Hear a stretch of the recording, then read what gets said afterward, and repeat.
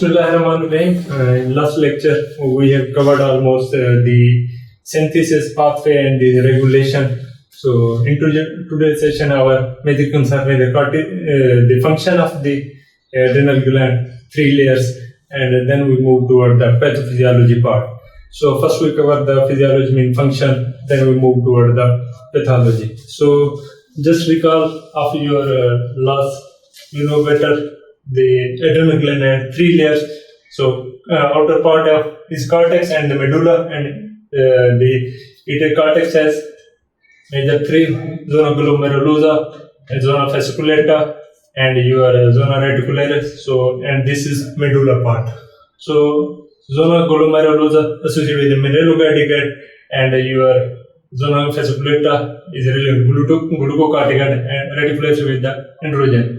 And these are associated with the catecholamine, epinephrine, norepinephrine, and dopamine. So, major point of last lecture is that their regulation. Our first layer was regulated by the RAS system, renin-induced tension, aldosterone, while these two were by the ACTH, and our medulla is regulated by the sympathetic or autonomic pathway. Okay, so just keep this concept in mind, then we move forward. So GFR for layers, and for the function, better salt, sugar, sex. As you go deeper in GMO, so salt, sugar, sex, and in case of medulla, stress. After the sex is the stress. So this is summary of all the concept which we have covered already. So, and salt, sugar, sex, and this is mentioned. So our first layer is by the RAS system, and these two are by the ACTH or hypothalamus pituitary axis. So this is actually the summary of your synthesis. Although we have covered the synthesis, so the production per day and concentration per day. So these are actually table which showing this. I'm not going. You can read it later. So this is actually our pathway. So in case of stress, hypothalamus stimulated secrete CRH, and which act on our pituitary, which secrete the ACTH. ACTH come here and affect our adrenal gland, and which by the PKA pathway they increase the actually intracellular calcium. When intracellular calcium increase, so they cause the secretion of adrenal gland. So this is almost we have covered. Just review, coming back to our glucocorticoid function. That is our today's topic. So there is a lot of pages on your books. I'm just going to summary of all the point. So major point which really tested in your exam. So let's see. For this, I just use a mnemonic for the enlist, because their first problem is to understand the function. Then problem is to enlist the function, because if you understand this, but when you sit in the exam, you may forget some function. Some are memorized, some are forget. So just use this mnemonic, a big field. So A represents your appetite. So their first function is appetite. Blood pressure increase, and B represent blood pressure, I represent insulin resistance, G represent gluconeogenesis, F represent fibroblast activity, I represent inflammatory and immune response, and bone formation. So these are actually our going functions. So just a little bit detail of that. So starting from our first function, appetite. So the first another important, our first 4, if big, so they are going to increase. Mean appetite is increased, blood pressure is increased, insulin is resistance is increased, and glucose, and the last 3 are going to decrease. So keep in mind this point. So coming from our first point, appetite. So their first function is they are increasing the appetite, hunger. So they are important, especially in case of weight gain. So someone if want to weight gain, so they use cortisol in order to weight gain, because they increase the appetite. When they eat more, they will weight gain. So this is the first one. The second function is associated with the blood pressure. So they increase the blood pressure. How they are increasing? They are actually upregulation. So if you know better upregulation and downregulation. Downregulation means decrease the receptor, and upregulation means increase the number of receptor in order to increase the function. So they actually upregulate alpha 1 receptor on the arteriole, which will increase sensitivity to your the hormones of medulla, which are norepinephrine and epinephrine. So if you recall back the anatomy point in which we have discussed, the blood supply of medulla was dual. One blood was directly coming into medulla, other was by the corticomedullary. So the blood which supplying the cortex was also supplying the medulla. So the hormones of cortex can affect the medulla. So this is hormone of our cortex part. So this cortisol affect the hormones of medulla, mean epinephrine and norepinephrine. So they have permissive effect. So because of our basic term, permissive effect, synergistic effect, antagonistic. The permissive means permission like. So presence of cortisol is must in order to perform the function of catecholamine. If cortisol is absent, catecholamine cannot do their work. So these are actually permissive type, and the synergistic means if one is working, other is working, but when both work, so their result is more than additive. Additive in easier way. So for example, 2 plus 3 is 5. It is additive. But when these mean 2 plus 3 in this case is result will be equal to 10 or 20, mean more than additive. Antagonistic means opposite. For example, in case of insulin, glucagon, they are opposite, and in case of parathormone, calcium, they are opposite.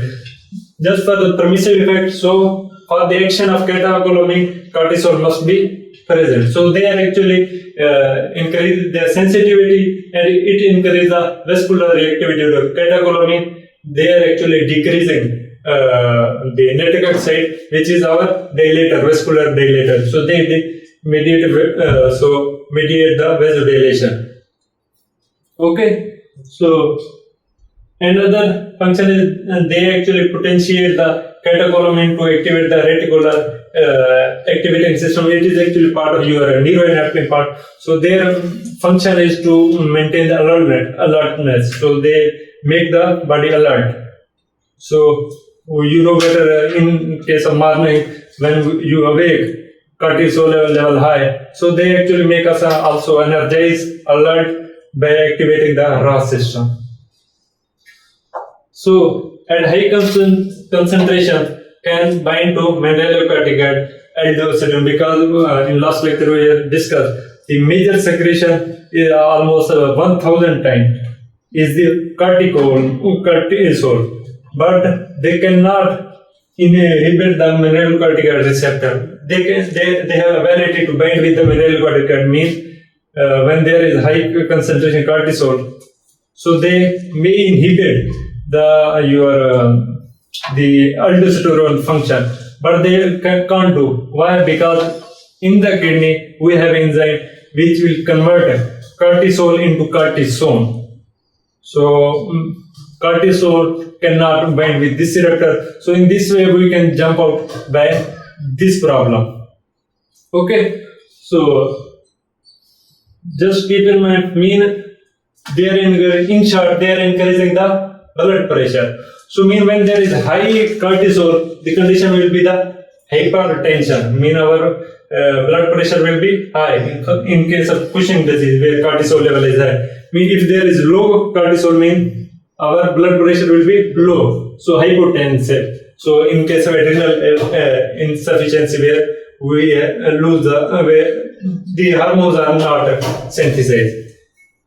Now come to the insulin resistance and the gluconeogenesis function. So if you recall the growth hormone, where I have listed the growth hormone function, the first was the stress hormone. So in the stress hormone, I enlisted this one also, cortisol, catecholamine, epinephrine, norepinephrine. So, and there one of the function was the insulin resistance. So just recall that part of your the growth hormone function was the stress hormone, anabolic hormone, and they were insulin. These were actually function of the stress hormone. In stress hormone, I have enlisted growth hormone, cortisol, catecholamine, glucagon, and epinephrine. So they were maintaining the stress.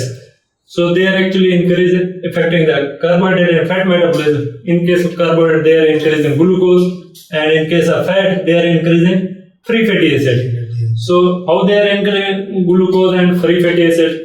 Glucose by decreasing the uptake in the tissue, uptake utilization, decreases and increase the synthesis pathway of glucose. So glucose uptake is decreased, utilization is decreased, gluconeogenesis is decreased, glucogenolysis increase. So because these are going to increase glucose, and if you look at the free fatty acid, they are stimulating HSL, hormone sensitive lipase, which will increase the lipolysis. So and acetyl-CoA increase. So these are actually pathways we already discussed. So if high lipolysis, they cause ketogenesis. So but anabolic hormone, you cannot see the catecholamine. So just forget this part, because they are for protein, they are actually catabolic type function. So just forget this part. If you look at the insulin, because they are increasing glucose level, so they are hyperglycemic. So when there is hyperglycemic, mean what? Glucose is high, which will stimulate the beta cell to increase the insulin secretion. So if too much insulin secreted, beta cell will be destroyed. So this is actually your diabetes, which is non-insulin dependent, because insulin level is already high. Okay, so this is actually part of your the growth hormone, which is similar with the cortisol. So here is same thing in the insulin resistance, means they are called debitogenic, and the gluconeogenesis mean increase the glucose level, lipolysis increase the your free fatty acid, and in case of proteolysis, it is anabolic, but here is the catabolic, mean they are increasing of amino acid. Amino acid is one of source of your gluconeogenesis, mean they can become also increase the glucose, because when protein is breakdown, amino acid will be available, which will become another source of glucose. Okay, so just another really important one, which is really tested in your exam especially. So that their function is proteolysis actually, but in case of extrahepatic and intrahepatic is different. Mean extrahepatic mean outside the liver cell. Intrahepatic mean inside the liver cell. In case of extrahepatic, they are protein catabolism. Mean their function is proteolysis, same. But in case of intrahepatic, their function is opposite. That is the protein anabolism. Mean they are causing protein synthesis. So keep this concept in mind, because it also asks in your Viva or in your MCQs type question. Extrahepatic and intrahepatic. Extrahepatic proteolysis, intrahepatic protein synthesis. Okay. So if you look at the fibroblast activity, mean they are decreasing. So these 4 1 was increasing. So fibroblast activity, they are actually when they decrease the fibroblast, which is important in especially the wound healing. So when they decrease, means poor wound healing, collagen synthesis will be decreased, and you will see the striae on your skin, lining in the skin. So in case of too much cortisol, especially in Cushing disease. So and if you look at inflammatory, so they are decreasing inflammation and the immunology. So they are really important, especially they are given to especially in village by cortisol to the patient to decrease the inflammation, because when there is high inflammation, it may lead to fever. So to prevent the fever, so they give cortisol, because cortisol is anti-inflammatory. So, but there is some other one, because inflammation, first inflammation occur after the injury, then the healing process starts.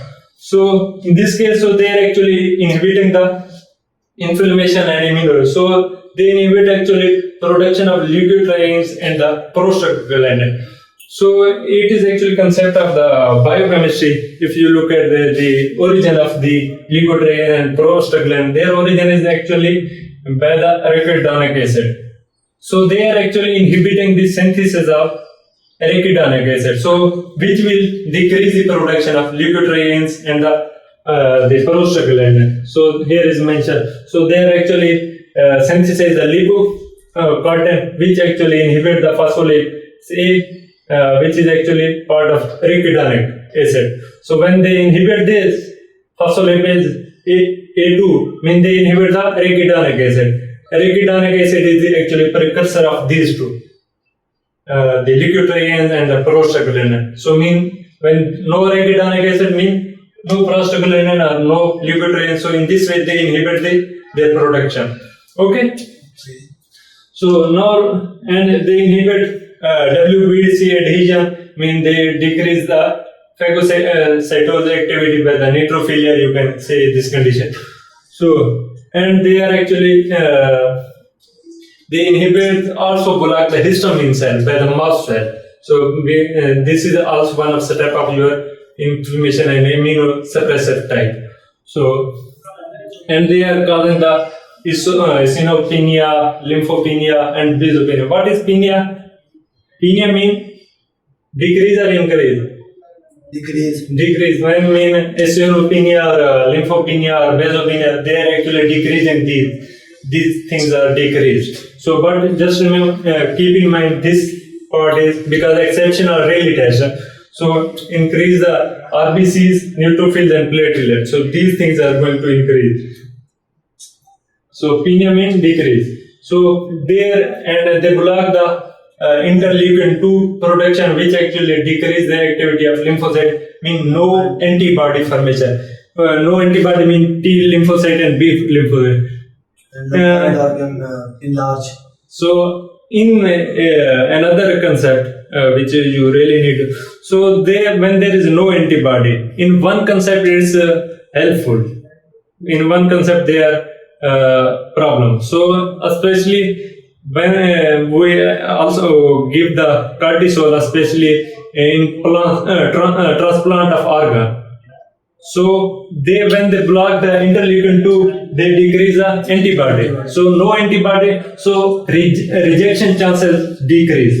But in other case, they cause the other problem because the immunity problem, because we have lose no antibody formation. Mean in this case, especially in the dosage of cortisol, so there may be a problem, other stress problem can occur, or immunity problem. So because in this case, when there is no antibody, it really in case of risk because of the immunity system is not working. Okay.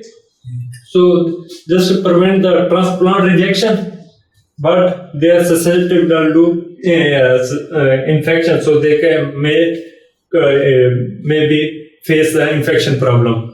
So exogenous cortisol can cause the reactivity of the tuberculosis or candidiasis by block the interleukin 2 production. So these are actually exogenous, mean they are given outside something look like the cortisol type. Okay, and if you look at the bone formation, so they decrease the bone formation, mean they are causing the osteoporosis, mean the breakdown of your bone. So they are decreasing the osteoblast activity, which are which is for the bone formation. So and they are decreasing the collagen synthesis. So these are especially function of the cortisol. Another function you need to know is they are actually add one more B in this step is the baby surfactant. So especially in fetal life, when their surfactant is part of your lungs. So their function, if you look at their function in lungs, so they are actually synthesize the surfactant. Lose the function. Okay. So some other point, damage to tissue by trauma or infection always lead to inflammation. So an inflammation can be more damaging than the trauma and disease. So it's because so in this case we find the fever condition because due to inflammation problem, because cortisol reduce the interleukin from the blood cell, and cortisol block the inflammatory response to the allergic reaction. So immunosuppressive function and prevent the anaphylactic shock, which is lead to death. What is the difference between shock and death? Shock, just degree of that. So if there is a blood pressure problem, or if there is lower degree, means shock condition, in which go to coma condition. Death is the last stage. Okay. So now come to the function of mineralocorticoid function. So for this I use two things, two reabsorption step and two excretion. So reabsorption of sodium, which is followed by water. As the sodium come, water also come. Mean they increase the ECF volume. And the other two excretion, potassium excretion and the hydrogenide, mean they cause the hypokalemia and cause the alkalosis when there is high aldosterone. So let's see reabsorption step. So reabsorption of sodium by the principal cell, and which is followed by water. As the sodium comes, because the sodium concentration amount is increased, so when there is salt is high, means solvent have to come. Solvent is water. So water come followed by this. And if you look at the excretion, so they are excreting the hydrogenide by the intercalated cell and principal cell of potassium. So these are cells of your kidney, or distal tubule or collecting tubule, that part of your kidney. So let's come to this principal cell and intercalated cell. For example, we are going to the collecting duct of the kidney. So just look at the mechanism how it's set. For example, these are two cells. So, and for example, here is principal cell, here is your intercalated cell. So this part, here is for example ICF, which is toward the lumen, because if you look at the tube, for example, they have lumen, and on the outer aspect is the ECF, or you can say blood. Blood capillaries are going to supply them. So this is ECF side, ICF, and this is ECF side. So if you look at the luminal membrane and basal membrane, most of students I have seen they are confused with this luminal membrane and basal membrane. The basal membrane is toward the blood side, and the luminal membrane is toward the lumen. Okay, so mean ICF toward the ICF, or you can say, and basal membrane is toward the ECF side or toward the blood side. So what is happening? Sodium is present, for example, in the lumen, so they have to reabsorb toward the blood in the ECF. So they have to come into, first they come into the principal cell, and this step is actually stimulated by aldosterone, which is one of the mineralocorticoid major. So they stimulate this entrance. So and now it's come into the principal. Now its next step should be throw into the ECF and then into the blood. So what is happening in next step? They are actually these are actually ATPase. ATPase function is sodium and potassium function. So sodium out and potassium in. So they actually increase their synthesis of ATPase pump. So more ATPase pump will be present on the basal membrane side. So more sodium will reabsorb. Okay. So let's see. So they are stimulating this. So when they stimulate, sodium come into the ECF. And in other world, what will happen? Your potassium comes into the intercalated cell, and this potassium go out into the ICF. So, and if you look at the intercalated cell where water and the carbon dioxide is present, so under the action of carbonic anhydrase, so they are converting into hydrogen and the bicarbonate. And this hydrogen ion is under the action of aldosterone enter into the ICF. So they are entering into the hydrogen ion, so and bicarbonate go back into the ECF. So what you have seen, you have now in the lumen of your kidney is two things. One is potassium, other is the hydrogen ion. So they are excreted out by the urine or the filtrate. Okay, so in this way they cause they decrease the potassium or cause the potassium excretion and the hydrogen ion excretion. So they are going to filtrate, and on the other aspect we have reabsorbed the sodium. As the sodium increase in the ECF, so water also come from ICF into the ECF. So in this way two two things are going to reabsorb and two things are going to excrete it. So these are actually, and they are actually controlling the amount of sodium, not depending upon the concentration of sodium. So they increase the amount without respect of where the concentration is inside the ICF is more or in the out ECF is more. So their function is associated with the amount. So they actually increase the amount of sodium here, not increasing the concentration of sodium related. Okay. So just give what is happening in the deficiency. Mean when there is deficiency, we lose the sodium, which is and also lose the water. So if there is another condition will be hypovolemia, which lead to shock. Because ECF volume will go down and blood pressure go down, and patient will enter into the shock condition. And if you look at and they cause the hyperkalemia because potassium is not excreting and hydrogen is not excreting, mean alkalosis. So acidosis. when there is high aldosterone, on that condition we are excreting the sodium. In case of this means when there is a deficiency, means sodium hydrogen is more, mean our acidosis condition. So in this condition, acid here is alkalosis.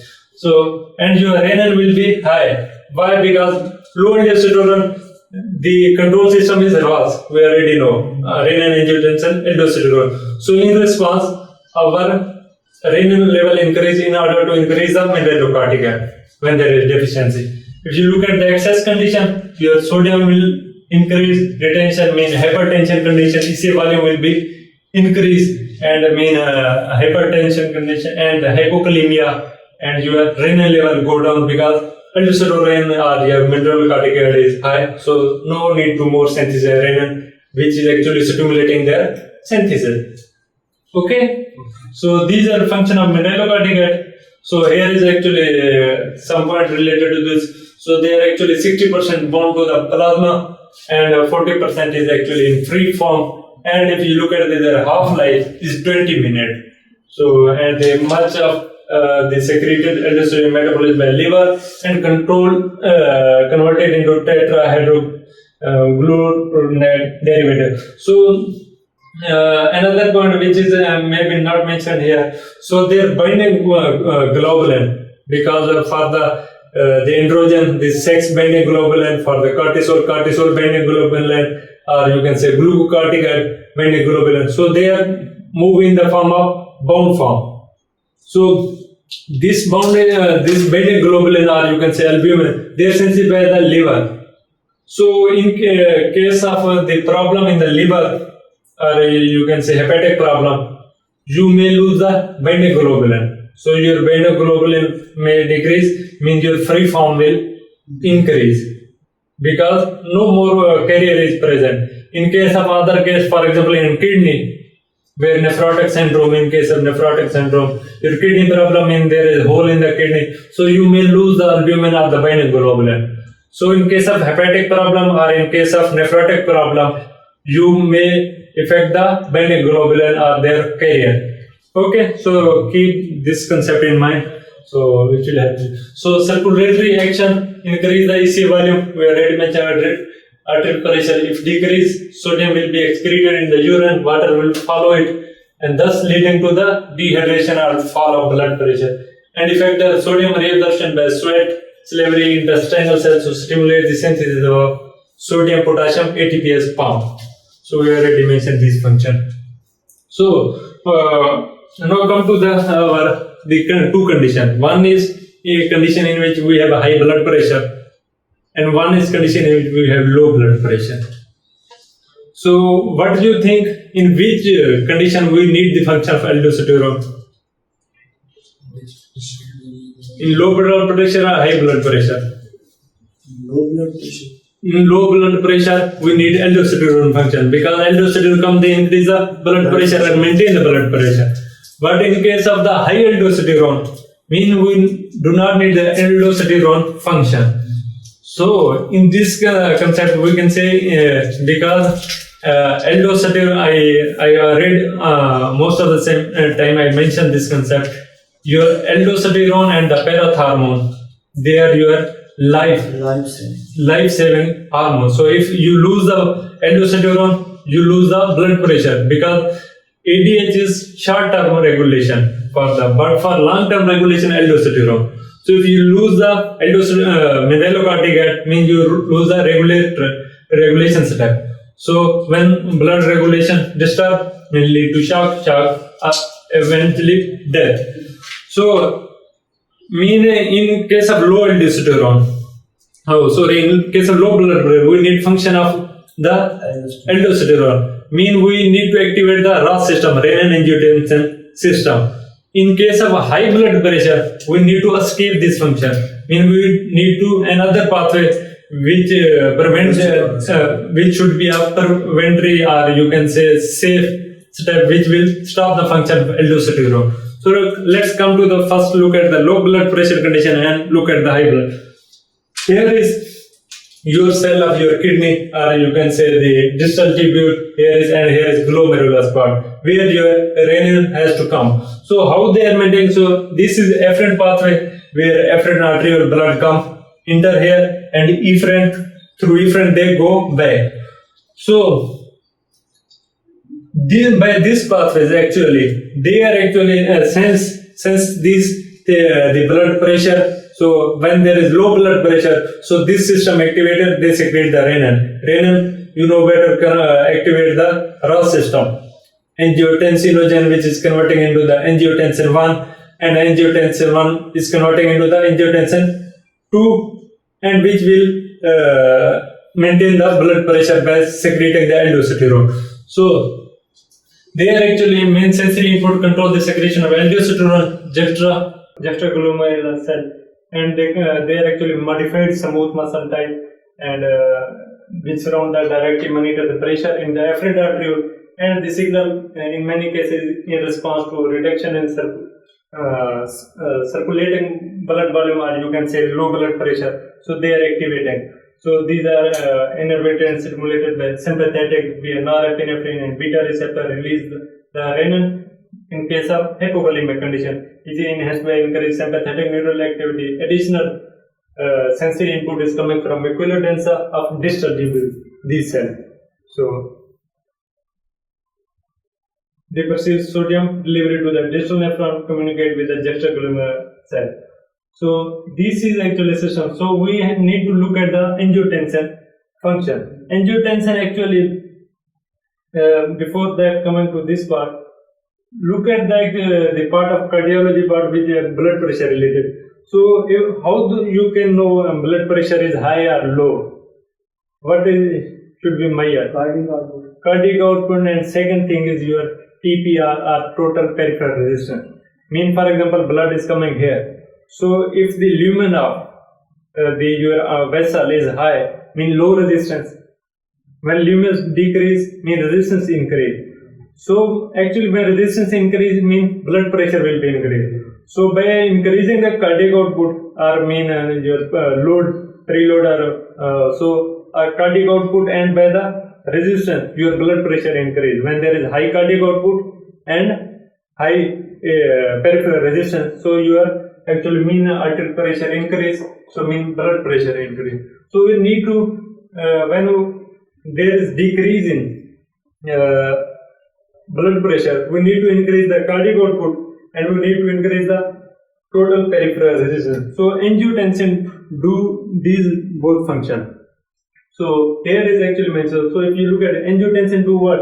So they increase the vasoconstrictive effect.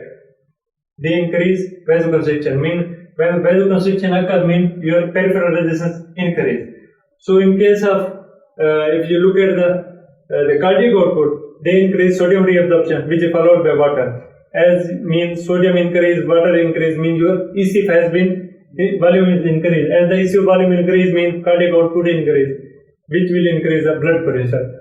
So they are maintaining both things, cardiac output and total peripheral resistance. So in this way, they increase the blood pressure. So they are important in the long-term regulation. Okay. Now Same thing is mentioned, you can read it later. So come to the aldosterone escape phenomena.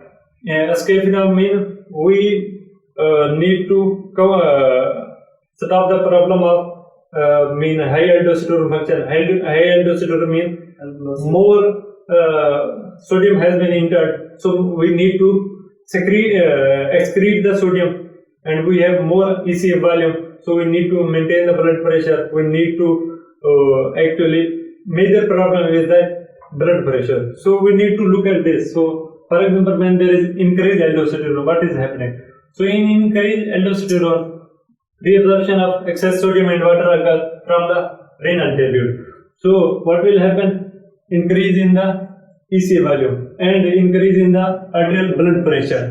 So we need to cover. So this blood means there is high blood pressure. So this blood go to our heart as well as go to the kidney.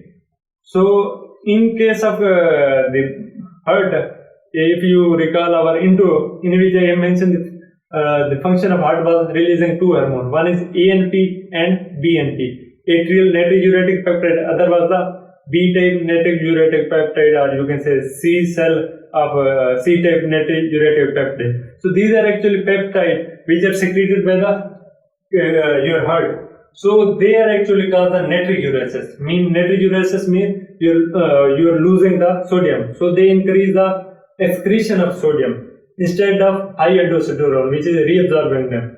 Okay, and another function, they increase the threshold diuresis. There is a high blood volume is coming. They go to the kidney and your GFR or glomerular filtrate rate increase. So as this increase, you are losing more urine. As you lose more urine, you lose also the salt, sodium. So in this way, this problem has been solved. So this mechanism is actually called the excretion of sodium and water through the urine occur. So this phenomenon is actually decrease your ECA volume. So this is aldosterone escape phenomena. Okay. So now come to the androgen function. We have covered the glucocorticoid and androgen function. So androgen, DHE, androgen are under the action of ACTH because these are lower layer. So in case of female and male, if you look at, I have mentioned their important androgen are important in case of female. In case of male, we have testes. So testes can secrete the androgen, but in case of female, the only source of androgen is the adrenal cortex. So they are actually maintaining their normal pubic hair, their axillary hair, and they stimulate red cell production. No muscularization effect in their normal amount. So in case of male, no physiological important. If there is problem, so they are not much affected if there is no synthesis. So in case of female, they are maintaining their secondary sexual character, for example, pubic hair, axillary hair. So in case of high, there is high androgen, their adultness factor show earlier. If there is low, they have no pubic hair, axillary hair, and if in case of their genitalia will be disturbed, and if you look at, they have muscularization. Muscularization means male-like factor. So for example, if there is high androgen, so the female become they may have male-like structure. For example, if you look at genitalia, so their clitoris become penis-like, and their labia become testes-like. So in case of high androgen, so these effects can be shown in case of high androgen or hypersecretion of androgen. Okay, so if you look at adrenal estrogen are either secreted directly from adrenal cortex or result from the conversion of androgen into estrogen, because their conversion is not occur in the cortex, they occur in their gonads. So they are important source of estrogen in both men and the post-menopausal women after the menstruation has been stopped. So